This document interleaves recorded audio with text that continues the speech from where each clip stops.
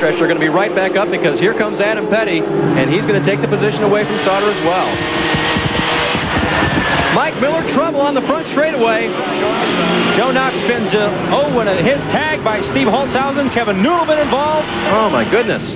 Bob Seneker involved as well.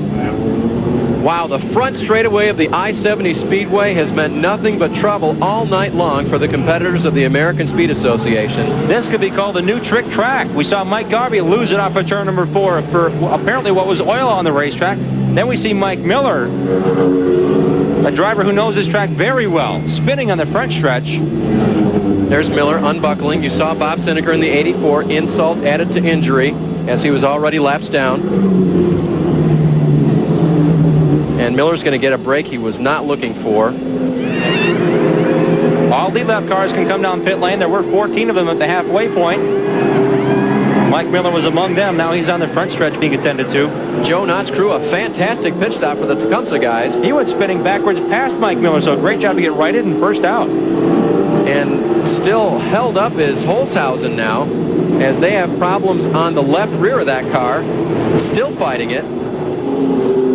And Mike Garvey, some damage earlier, and perhaps a little more now. Here's a replay of what happened. Mike Miller just loses it in the same spot before the patch off of turn 4. Scott Hansen blocking it down, thinking, okay, do I go inside, do I go outside? Long slide down the straightaway here at I-70 Speedway, and he locks it down, and you'll see the one car of Joe Knott come in the screen here as he goes flying by backwards. Worst spot to be in for Mike Miller, driver's side door, pointing at the speeding field coming down the front straightaway. Joe Knott clipping him, and then Steve Holtzhausen clipping him. That was the damage they were repairing in the pits. Bilderbach. Wow, a lot of cars. Now notice how they're racing too wide here. They're not strung out after this most recent restart, and as he slides all the way along here, there's about 20 cars within full view of the front stretch, seeing Miller slide it down and lock it down. And on the outside, Tim Sauter getting involved in that, previously undamaged, now has perhaps a little damage, and Noodleman climbing on top of Knott's car before he came to a stop. Here's a third look for you.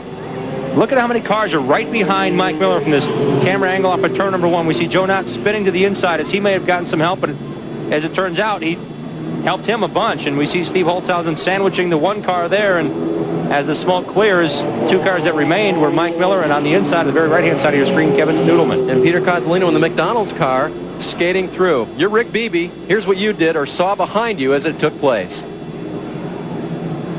And getting to the high side of Miller, he was in the right spot, Jim. He was in the line that you raced, which was the place to be to avoid Miller. Let's go full speed with Joe Knott. The crush you heard is when he went over the nose of Mike Miller's car. And a little tap from Noodleman at the end, and Knott grabs a gear.